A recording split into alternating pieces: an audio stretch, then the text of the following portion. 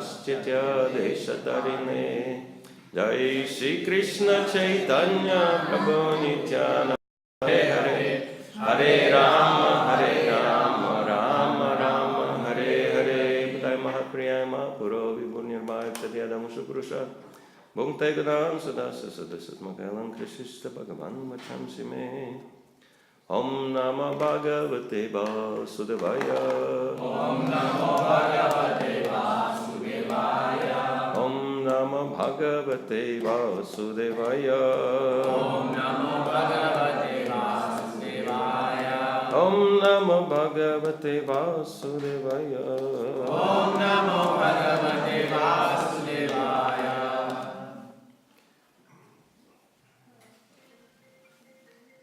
Buddhya Parabidhyainya Buddhya Parabidhyainya Buddhya Parabidhyainya Buddhya Parabidhyainya Vismritatma Gati Pashu Vismritatma Gati Pashu Vismritatma Gati Pashu Vismritatma Gati Pashu Strikama Sostvatitaram Shrikama Sosvatitaram Strikama Sostvatitaram Shrikama Sosvatitaram Dakshobhasta Mukhochirat Dakshobhasta Mukhochirat Dakshobhasta Mukhochirat Dakshobhasta Mukhochirat Buddhya Parabidhyainya Buddhya Parabidhyainya Vismritatma Gati Pashu Vismritatma Gati Pashu Strikama Sostvatitaram Shrikama Sosvatitaram Dakshobhasta Mukhochirat. Dakshobhasta Mukhochirat Buddhya Parabidhyainya Buddhya Parabidhyainya Vismritatma Gati Pashu Mukhochirat Dakshobhasta Mukhochirat Buddhya Parabidhyainya Buddhya Parabidhyainya Vismritatma Gatihi Pashuhu Vismritatma Gatihi Pashuhu Strikama Sostvatitaram Strikama Sostvatitaram Dakshobhasta Mukhochirat Dakshobhasta Mukhochirat Buddhya Parabidhyainya Buddhya Parabidhyainya Vismritatma Gatihi Pashuhu Strikama Sostvatitaram Dakshobhasta Mukhochirat Any ladies? Buddhya Parabidhyainya Vismritatma Gatihi Pashuhu Strikama Sostvatitaram Dakshobhasta Mukhochirat Buddhya Parabidhyainya Vismritatma Gatihi Pashuhu Strikama Sostvatitaram Dakshobhasta Mukhochirat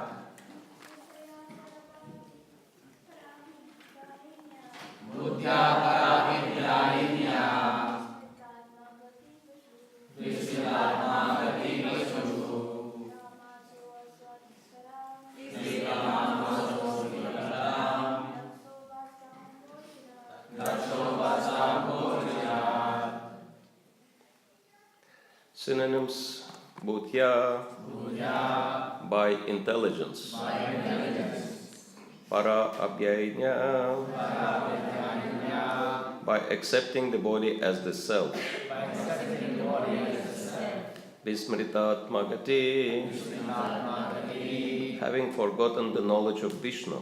having forgotten the knowledge of Vishnu Pashu, Pashuhu an animal. an animal Strikama, Strikama Atitaram, Atitaram excessive. excessive Daksha, Daksha Daksha.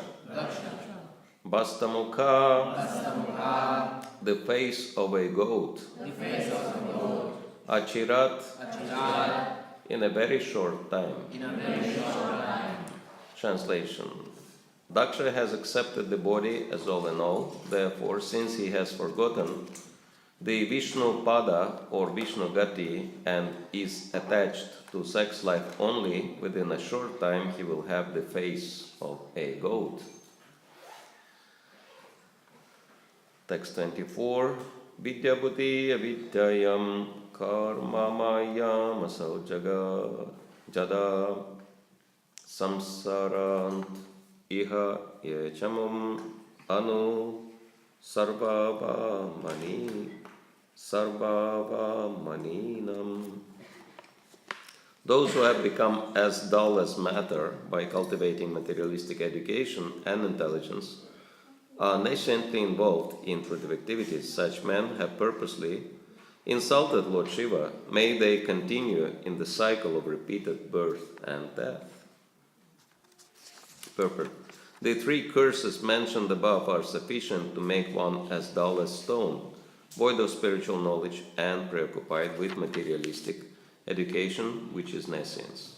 After uttering these curses, Nandishvara then cursed the Brahmanas to continue in the cycle of birth and death because of their supporting Daksha in blaspheming Lord Shiva.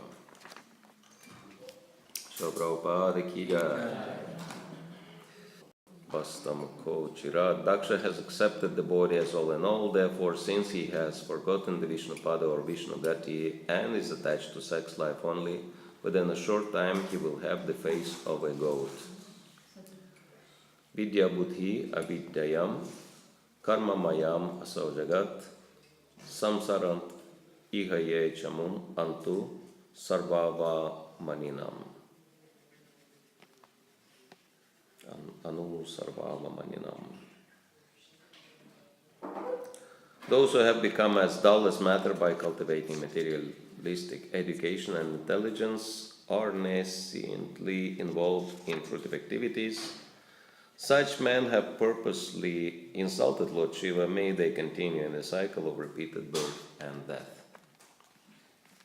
So this is a very interesting story from the Bhagavatam, very elaborately described with all the details, how Daksha offended Lord Shiva in the arena of sacrifice and how Nandishwar became enraged and he started cursing the Brahmanas and very elaborately described what kind of curses he said. And after he will finish, we will hear counter curses by Brigu, etc. And then the whole war will start.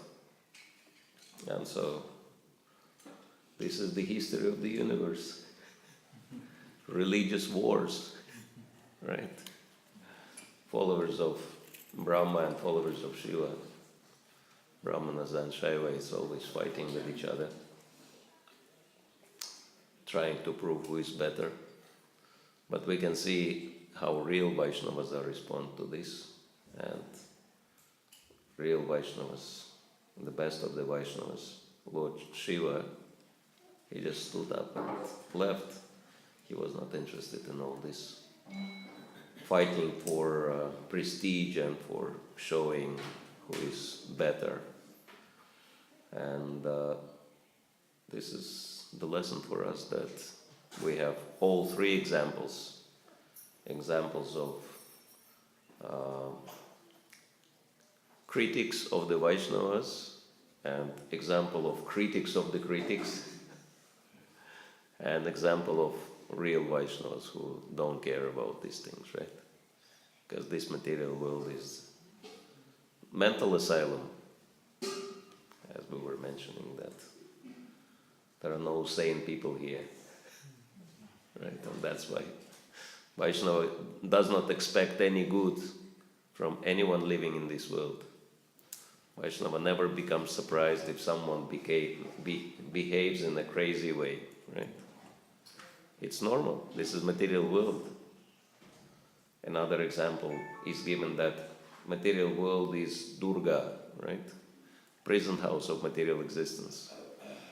Do you come to the prison house expecting to find honest people there?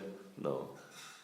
Naturally, prison house will be full of criminals, and so what is the surprise if someone acts in a criminal way or in a wrong way? Rather, we should be surprised that there are still some people, even in this material world, who are acting in a sane, in a sober way. Right? So that's why it says that devotees are very rare. Manushyanam sahasrishu kaschid yatati sitaye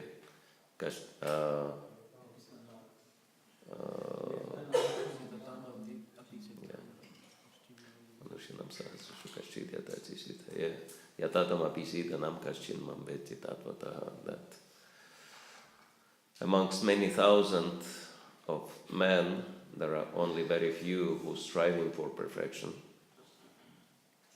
who decide, okay, let me start chanting Hare Krishna and see what will happen out of this. And then out of all this, Krishna says, hardly one can know me in truth, right? And so we are practicing devotees, and we are always facing with the choice which direction to take, right? Whether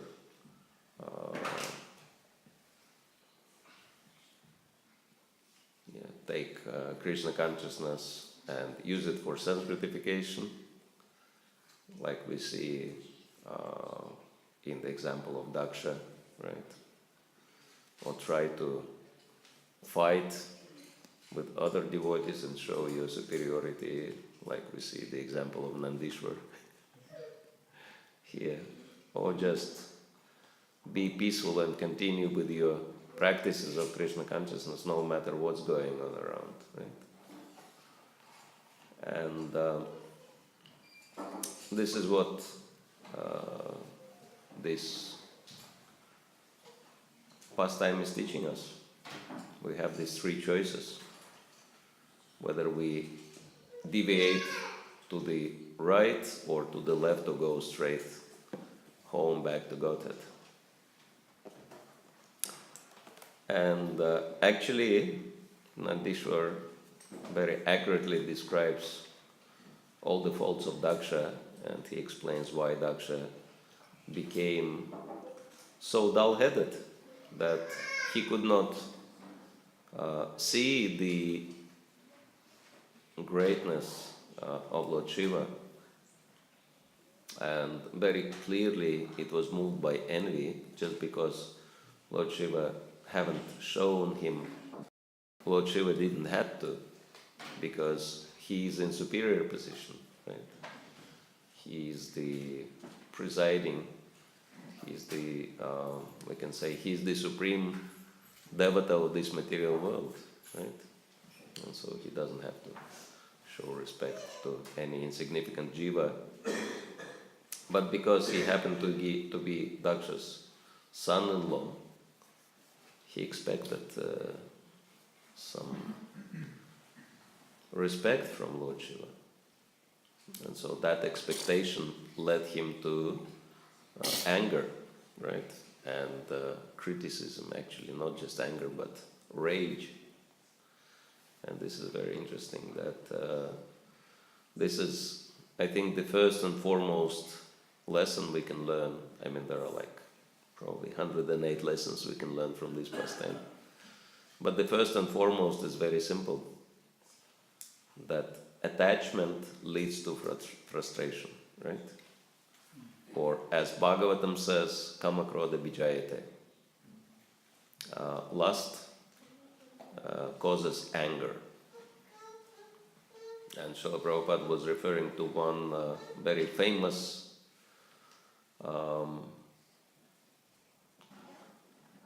Panchatantra story, how this is happening. And this story is telling about one potter who was so poor that he could not even afford a wheel to make pots. And so he was making one pot, and somehow, because his pots were made without a wheel, they didn't come out looking very nicely. But somehow one day he really tried, and he made one very beautiful pot. And he put this pot in front of him, and he was thinking, I can sell this pot for good money, and finally I can afford a wheel. And after I will afford a wheel, I can make pots very quickly and very nice quality, right? And then I can sell them for very good money, and then I will afford to buy another wheel. And after I will afford second wheel, I will also hire a poor potter who doesn't have a wheel and let him make pots under my direction.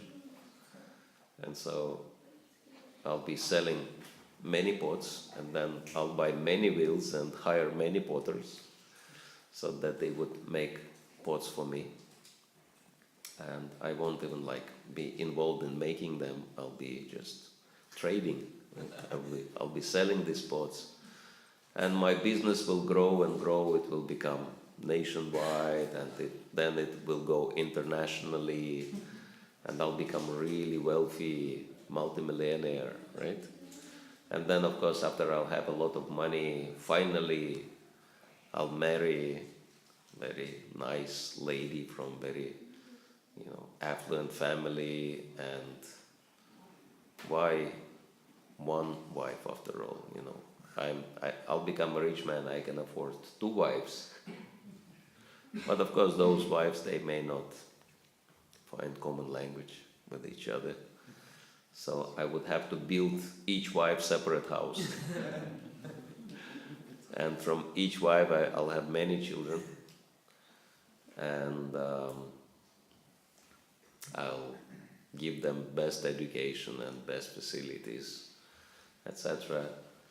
And everything will be very nice, but there will be, of course, one problem, that they'll become, after all, very much spoiled by wealth, right? And because they didn't have to strive for it, they will not appreciate it. And they will not listen to me, and they may misbehave sometime. But I will become very strict, and I will never allow any misbehavior in my house. And he became angry at his imaginary family members, and with his hand he smashed the pot he made. And so, but it was not just a pot, it was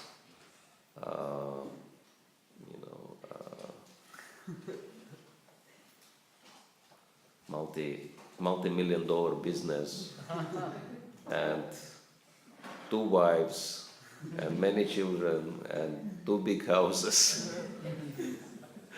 and all the happiness in life. And that's why Potter could not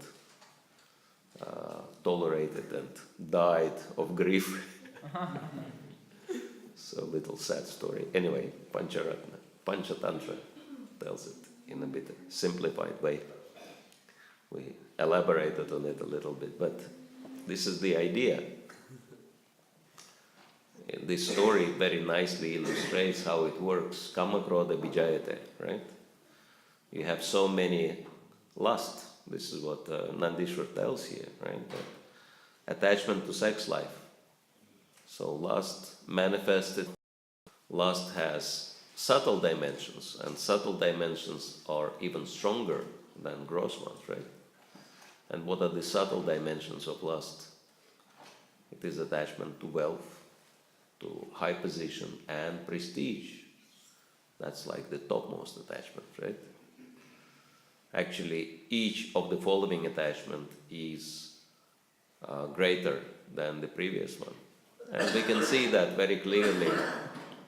For example, the first thing people strive for is to have money. right? People work very hard, or they try to work very smart. By any means, they try to make money, right?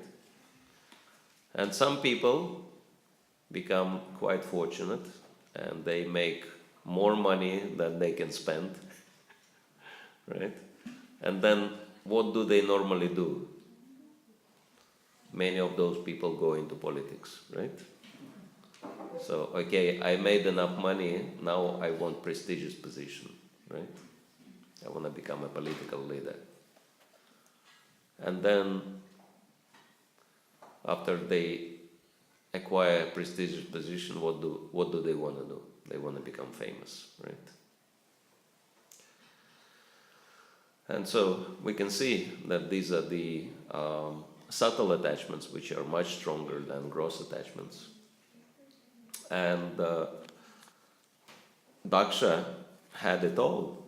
Daksha had a lot of wealth, and Daksha had a very prestigious position. Except Lord Brahma and Lord Shiva, even all the demigods were standing up for him. We can just imagine how influential Daksha was. But because Lord Shiva didn't stand up for him, and so it was perceived by Daksha as a threat to his prestige, right? He became angry. And so these subtle attachments are so strong that any disturbance to those attachments becomes a cause for dissatisfaction.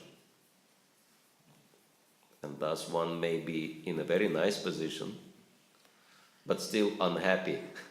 And this is very interesting that actually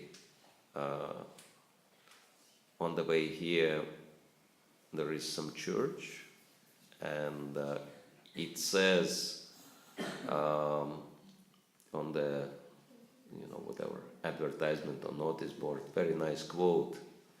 It says that think about some people who are more happy in life with much less than you have, right? So just indicating that it's not the amount of material facilities which actually make us happy. There is something else, right? And what that something else is, that actually is relationship, right?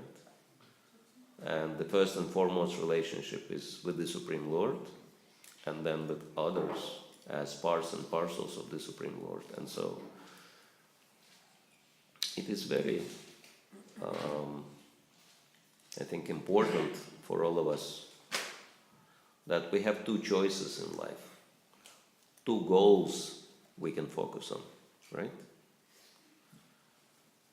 And unfortunately, most of the people are focused on the wrong goal. And what is that goal? That goal is results. They want results in life, right? And what is the right goal? The right goal is relationships, right? And so for us as practicing devotees, it is really important to be focused on the right goal. Because if you are focused on results, material world is always the place which brings frustration, right? Because all the results are temporary. But it's important for us to remember that relationships are eternal. And so, but we can see that for the sake of results or lack of results, dissatisfaction with lack of results, people often destroy relationships, right? And so, therefore, Chanakya Pandit says very important thing. He says that those who give up eternal for the sake of temporary, they lose eternal because they gave it up, right? But then they lose temporary also, because temporary is temporary. So this is really important for us. If we give up permanent for the sake of impermanent, if we choose relationships rather than results, we gain both, right? And this was, we could talk about negative stuff a lot, but much more important for us to focus on the right example, and the best example, the best model for us is Srila Prabhupada. Srila Prabhupada achieved great results, right? Astounding results. 108 temples in 12 years' time. I don't know if any of you had any experience in building temple or opening temple. Probably not many. I had. Somehow I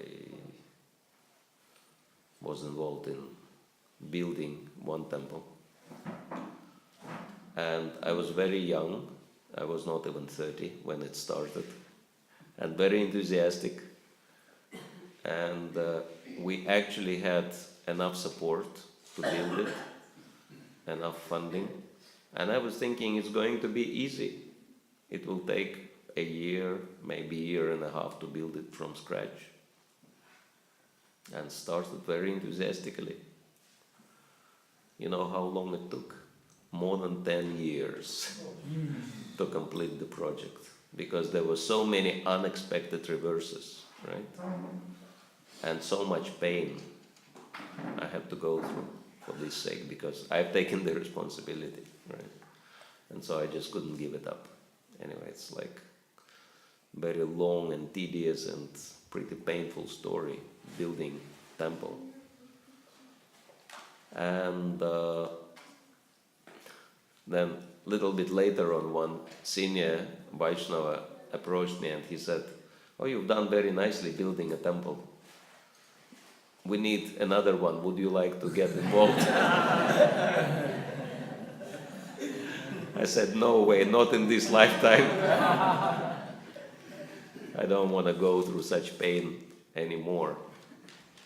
And so, if I would not know that Srila Prabhupada, for a fact, was a historical personality, really existed, right?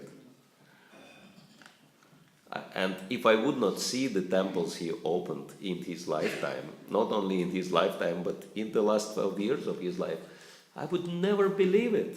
I would say, forget it. It's humanly impossible. No human would be able. 108? Give me a break. 10? I would believe. Maybe 15. It's like the greatest stretch of imagination, but not 108 under any circumstances. But yes, and we can understand that 108 temples is just a little tip of the iceberg of Prabhupada's achievements, right? In the last 12 years. So many farm communities, so many schools, restaurants, etc. And plus, so many books published and translated into so many languages. It's like unbelievable. List is going on and on and on and on. And so we can understand he was a great spiritual warrior, right? Studying and practicing Krishna consciousness, we understand more and more the value of Dharma, and so all of us, we want to achieve results which would help in Krishna conscious development and decrease in materialistic and atheistic propensities in the human society, right? How many of you would like to also seriously contribute to Srila Prabhupada's mission? Okay, so it's like practically everybody. So Prabhupada achieved such astounding results, but the most important question is, how did he manage? What was his top secret? And there is no doubt. Srila Prabhupada's top secret was that he was focused on relationships, not on results. I mean, it seemed like he was,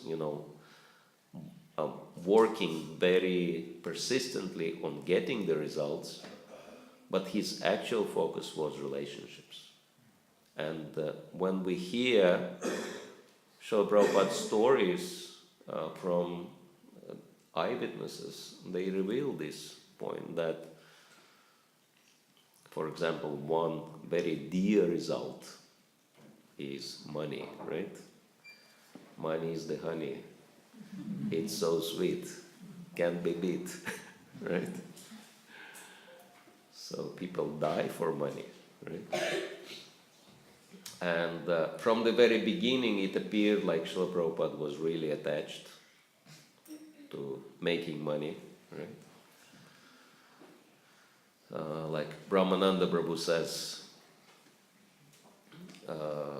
in the beginning, when we were asking Srila Prabhupada, like we were brahmacharis and we were asking Srila Prabhupada for some expenditures, for some money for expenditures, and then he remembers that Srila Prabhupada would, open his purse and would take like 50-cent note and would give it to you in such a way as if he gave you the entire universe. So he was really strict with money, right? So it appeared as if he was really attached. And it could be explained, okay, this is Krishna's money, etc., should not be misused, etc. But then we hear other stories. An other story involving one temple president who was a grihasta. And he, naturally, as a grihasta, he needed some money for his maintenance. And so he decided to do business. And he started business, but the initial funding he took from the temple treasury as a temple president. And much worse, it was very substantial amount, $10,000 of those money, which is much more than now. And the worst thing that he lost it all in business transaction. And it became known to other temple presidents in the area, and they reported it to Srila Prabhupada, and they said, Srila Prabhupada, this temple president lost so much of your money, you have to take action on him. And so Srila Prabhupada came, and one interesting habit Srila Prabhupada had, he never discussed any problems of any devotee behind the back. He would always bring that devotee into the discussion, and in front of him, they would discuss whatever needed to be discussed, right? So that, which is unfortunately not a habit nowadays. This is one thing which is different from how it was done in Srila Prabhupada's times. And so this devotee was brought into the meeting with other temple presidents. And so Srila Prabhupada, even though he was involved party, but he remained neutral. He said, so what are the concerns you have? He was telling the temple presidents that you can speak. And so they were saying he was like this, like that, wasting your money, and for his sake, the sake of his own family, cheating you, all kinds of accusations they were hurling at this temple president. And then Srila Prabhupada looked at this temple president and he said, so what do you have to say? And he hung his head and he said, yeah, it's all true, Srila Prabhupada, actually everything they are accusing me, I did all this, so unfortunately I lost so much of your money. And then Srila Prabhupada said, so you sincerely regret what you've done, is it? And he said, yeah. And you will not do such a thing again. And temple president said, no, of course, Srila Prabhupada, I'll never do anything like that again. And then Srila Prabhupada turned to other temple presidents and he said, you see, he is remorseful and he admits his mistake and he promises to never do such a thing again. And then all the temple presidents, they exploded. They were saying, Srila Prabhupada, you don't know how many times he promised the same thing. And after promising, he did it again. So you have to fire him. You have to get rid of him. He's not a good devotee. He's not a good leader. Get rid of him. And Srila Prabhupada said, but he's a devotee. And he regrets his mistake and we have to forgive. Devotees have to be forgiving. And all the leaders, they were saying, but how many times we should forgive? And Srila Prabhupada said, we should forgive as many times as it will take for him to rectify himself. So this was amazing. So this shows how much Srila Prabhupada valued his disciples, his devotees, over any results, right? He was working so hard to achieve results, but then all the results he was ready to sacrifice for the sake of one single disciple. And there are so many stories like that. And that's why we know that what he says in the introduction to Bhagavad Gita, he says, so much effort is there to try to introduce Krishna consciousness to the world. And if all this effort will result in one devotee, in one man becoming a pure devotee, then all our efforts will be successful. And we know that these were not just mere words, right? That, as many people do, right? They say very impressive things, but when you look at their action, it's opposite. But no, Srila Prabhupada was an acharya, right? That his words and actions were absolutely the same, right? And so this is a really important example for all of us, because actually the purpose of Krishna consciousness is to make people into the devotees of Krishna, and it is very wrong to sacrifice devotees or relationships with the devotees for the sake of any kinds of results we want to achieve, because all the results we achieve will stay here in this material world and will disappear in time, right? Whatever you achieved will not be permanent. But the relationship with devotees will continue, right? And so that's why the first and foremost offense to the holy name is to criticize and blaspheme the devotees, right? Especially those devotees who have dedicated themselves to propagation of the holy name. And it is very interesting that acharyas are saying that blasphemy or criticism may even have basis,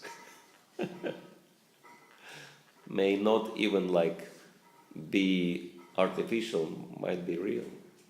And so if we criticize devotee for any mistake, we are committing offense against the holy name, because that may destroy the relationship and may destroy the enthusiasm of the devotee to continue the process of devotional service.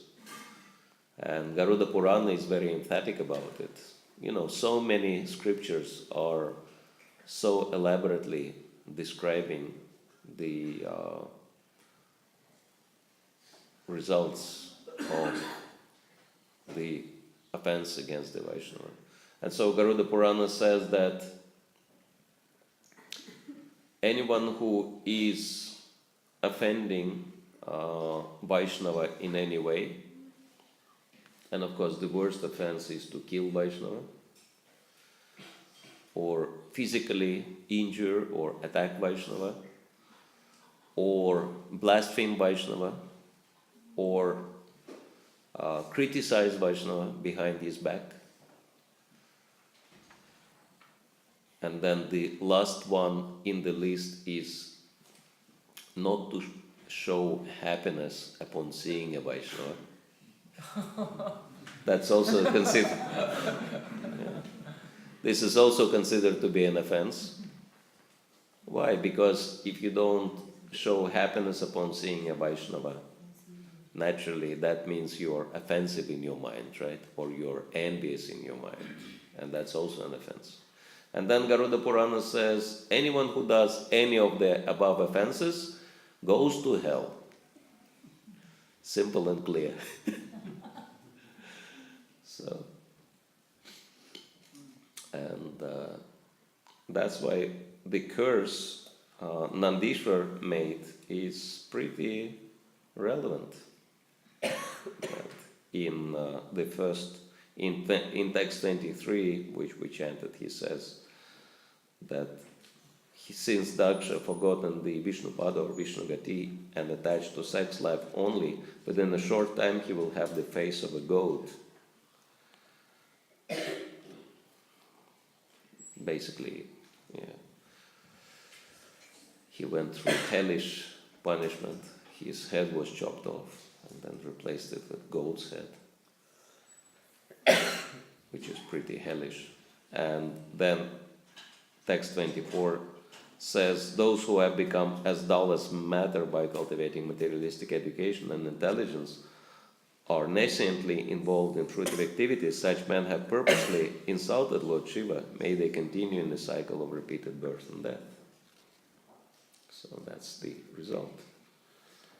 One continues to undergo material existence as a result of Vaishnava aparat. So that's why this is the first and foremost thing we should avoid by any cost, at any cost. And then our spiritual advancement will have no hindrances.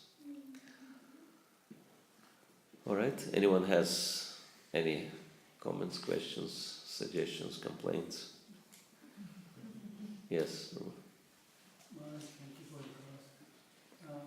We see in the pastimes of Krishna that demigods like Indra also had envy, Brahma also had envy when he stole the cows. Indra also sent the clouds to destroy Vrindavan. So all these are like big devotees, big time devotees. And I mean, we expect that they are Vaishnavas and they behave well, but they get like angry at very insignificant small things. Yes. For example, in this case, Daksha just getting offended that Shiva did not get up from Yes. the seat. So these are tiny things. So, I mean, and demigods are fighting over it, cutting each other, It's really extreme. Yes. Yeah, Bhagavatam is extreme text. Actually, Bhagavatam is very different from any Purana, right? From any Vedic literature, because Vedic literature, they glorify demigods, right? Like Rig Veda is glorifying Indra and other demigods so much as great personalities, almost equal to the Supreme Lord. And then Bhagavatam is criticizing Indra and criticizing Brahma and criticizing everybody. But it doesn't do so just to make us lose all respect towards anybody. That would be the wrong result, wrong conclusion from Bhagavatam. Okay, there is no one who is a great devotee. Who is the only great devotee? That's me. Now, it shows that if a devotee has a material position and material desires, Demigods means devotees with material desires, right? That's why they have all these positions and all this opulence and everything. And Daksha is amongst them. And so the result is excessive attachment and anger it brings, right? And so this is for us, to warn us that if you develop attachments, then you are in a very risky situation, right? You can become disturbed by even slightest provocation and then commit very bad mistakes. Yes. Thank you, Maharaj, for the wonderful class. Thank you. Hearing you. In the purport, in I think 54th verse of the second chapter in Bhagavad Gita, Srila Prabhupada explains that one should not take offenses, insults directed at oneself seriously at all. But when such blasphemy is committed against the Lord or the devotees, one should act as fire, like Lord Hanuman did. So the question comes here, that since Nandeshwar is the servant of Lord Shiva, and his master is being publicly ridiculed, Yes. is he not obliged? We also hear that when blasphemy is happening, either you leave that place, or you kill the other person, or you cut your own tongue, or kill yourself. So the complex situation here is that Nandeshwar is a servant, and his master, who is a very respectable person, the most respectable, the most auspicious. So in situations in our personal lives, when we see ourselves as an audience to a conversation where devotees are being criticized by our superiors, but we are privy to that, what is our mode of operation then? What should we be doing?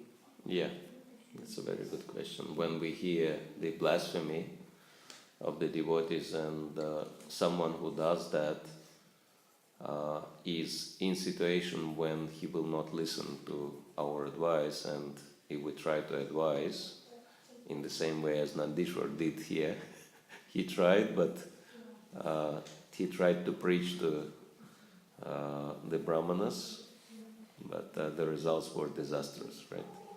So sometimes trying to rectify Vaishnava Aparat can bring even more Vaishnava Aparat.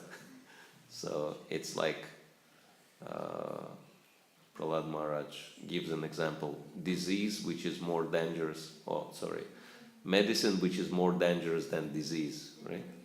And this is very typical for Kali Yuga. You have medicines which are worse than disease, right? Poisons. You come with a headache, they give you a pill. You take the pill, the headache is gone, but now your kidneys are dysfunctional, right? You come to treat your kidneys, they give you a pill. Kidneys are a little bit better, but then your liver is damaged, right? You come, you get medicine for the liver, then liver pain is subdued, but then your heart is not working properly. And so they keep treating you until you're dead, right?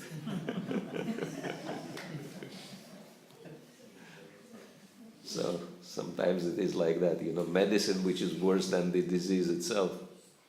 So that's why, Ayurveda is very honest about it. If you have a disease, best thing is not to go to the doctor. But, surrender to the Supreme Lord. So because, God cures and doctors take fees, right? This is how it works. Anyway, sometimes, the medicine we try to apply produces worse results than this disease itself. And so, if we see those examples that preaching to those who are not ready to listen only produces hostility and enmity, so what do? And as per etiquette, we should not keep quiet, we should say something. So what do we say? And especially dealing with superiors or those who are not under our authority, the best and the most respectful way to correct people in this kind of position is to ask questions, right? Because this is like an etiquette. Juniors are asking questions from seniors, but with the questions you can help people to understand what's wrong with them also. And so we can understand that criticism and blasphemy is very irresponsible course of action, right? Because it just destroys everything. It doesn't produce any good results. And so the simple question we may ask these people, so okay, I understand you are concerned and you see all these faults, it's all right, but what is your plan? What are you planning to do? And so they may tell you, okay, I'm planning to destroy these people, this and that, etc. So then, what are you planning to do? Okay, then I'm planning to take their position. This is what it will come to, right? Because people think, oh, these people are not qualified, I am qualified. Because I see their faults, that's why I'm better than them, right? But then you can ask them, so, okay, if you are in the position, then what are you going to do? And then I would be doing this and that.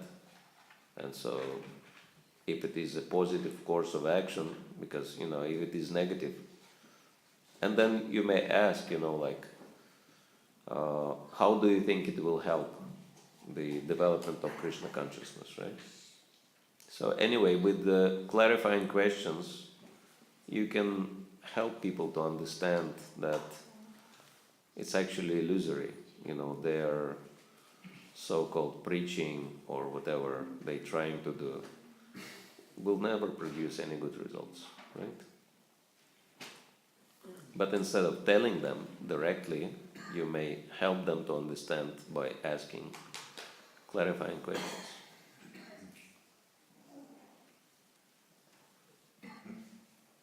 Hare Krishna. Yes? Thank you, Bhakti. So, Thank you. you mentioned the art of forgiving. You mentioned forgiving the Sri Prabhupada's pastime. Now, as it's mentioned, we are not even the devotees, we are only a shadow of the devotees. As a practitioners, Bhakti mentioned we are the shadow of the devotees. So, in this condition, though it's mentioned by that we have to tolerate, we have to develop the, we have to tolerate the things that's happening. So, how exactly we develop this art of forgiving? Is the tolerate is as good as this forgiving? Because the tolerate may land up in busting it out at one point. Okay. So how do we learn to truly forgive instead of just artificially tolerating? Yeah, that's a good question, and we'll be addressing that during our seminar, Life Without Conflicts, which will be happening on Monday, because this is the first and foremost step in our spiritual development. Because as long as we are influenced by the duality of the material world, joy and sorrow, seeing things as desirable, undesirable, good and bad, we cannot advance spiritually. And so, in terms of developing our tolerance or forgiveness, actually, like forgiveness is on a very high level amongst people in goodness. They consider forgiveness to be very high achievement. But it is very interesting that if we see the examples of great Vaishnavas, there is no even discussion on forgiveness, right? For example, we never hear, after Hiranyakashipu committed so many assassination attempts toward, against Prahlad Maharaj. He was trying to kill him in so many ways, and made the life of this little boy really miserable, supposedly. We never hear, Prahlad Maharaj saying, okay, I forgive my father for everything he had done, right? Or we never hear, for example, Ambarish Maharaj saying that, okay, I forgive Durvasa Muni for all his mistakes. We see that Vaishnava attitude is beyond forgiveness. Why? Because, and this is really important, because Vaishnavas never see anything wrong in anything anyone does. This is the consciousness of a real Vaishnava. And we have to strive to develop that. And how is that happening? Because of Krishna consciousness. And what is Krishna consciousness? It's a very simple thing, but it is really important. That Krishna consciousness means Ekaleshvara Krishna Rasavabhritya. That the only Lord is Krishna, and everybody else his servants. And then this verse says, everyone is dancing like puppets, and Krishna is one who is pulling the strings, right? So this is devotee's perception. No one can do anything without Krishna's sanction. And Prabhupada would say, even a blade of grass cannot move without the sanction of the Lord. And that's why devotee is seeing everything as Krishna's hand, meant for his benefit. That's why devotee never protests against any wrongdoing, and never criticizes anyone, and never becomes inimical towards anybody, because he understands, okay, it's Krishna's will, right? So that's why devotee never complains. This canto number 4 is called the creation of the fourth order. Yes. Can you explain what is the first, second, third, fourth, fifth orders are? Yeah, fourth order, we understand that there are 4 orders in human society: Brahmana, Kshatriya, Vaishya, Shudras. And fourth and most important order is Brahmanas, right? Because from Brahmanas everybody else comes.